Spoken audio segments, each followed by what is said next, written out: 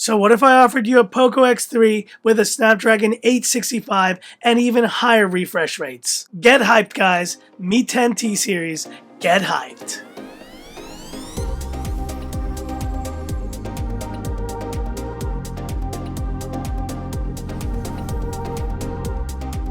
Hi guys, it's Frankie from Frankie Tech. Good to see you guys again, and I'm here to talk about the upcoming Mi 10T series and all we know so far about Xiaomi's upcoming series of phones that I think are going to make some serious ripples in the market. We only have to wait until September 30th for the full details, but let's share what we know so far and why this Mi 10T series will have, I think, a lot in common with this Poco X3 NFC that I think has been one of the best budget releases of 2020. So what we know so far is that these phones are going to be releasing with LCD technology, albeit with high refresh rates, just like this Poco X3 NFC. And initially, while it may have seemed like the wrong choice, I do think there's a reason why Xiaomi included this not only in this Poco X3 phone, but now in this upcoming Mi 10T series. There's clearly something about the market that prefers these high refresh rate screens, and if you take into account that these LCD type displays are lower price than AMOLED displays, I think this allows Xiaomi to hit these really incredible price points, just like the one they hit with this Poco X3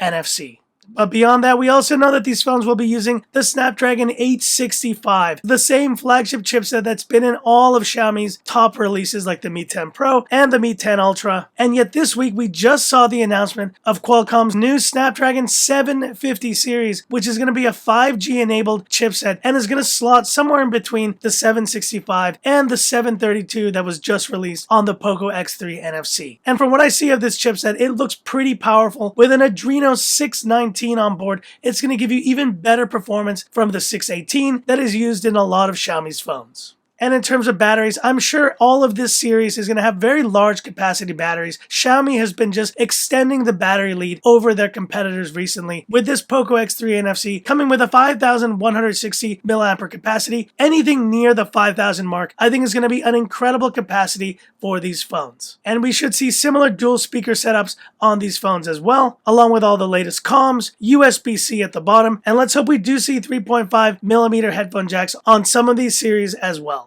Now, from the leaks, we already know there's going to be some sort of 108 megapixel camera on one of these models, and so likely we'll see this on the Mi 10T Pro, but beyond that, Xiaomi's been doing some incredible work with their 64 megapixel cameras like the one here on this Poco X3 NFC, the K30 Ultra, and many more. And so if we even see this IMX 682 or even 686 on some of these series, I would not be surprised. And that being the case, this Mi 10T series should have great cameras with awesome features just like this Poco X3 NFC, and it's been delivering with great camera results in my testing. But last but not least, the price. And I think this is where Xiaomi might have an advantage, releasing a number of phones under this new series. And while the earlier leaked price point of $699 did seem a bit high, I do believe there's a spectrum of prices that Xiaomi can hit with this series, which will allow them to still offer like a Mi 10T Pro at a more premium price point, but then offer lower tiers at maybe $599, 499 euros, or even lower. And ultimately, I think the biggest hurdle that Xiaomi is going to face is just changing the perception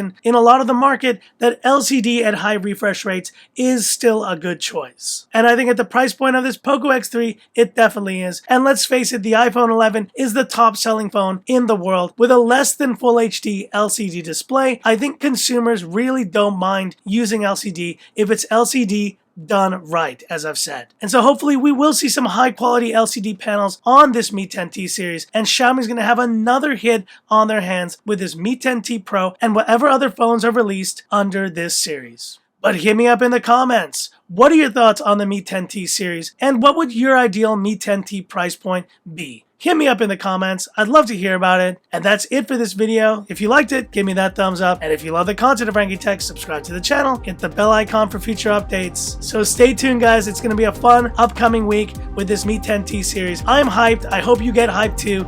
And this is where I leave you by saying, this is Frankie Tech signing off. Have a good one.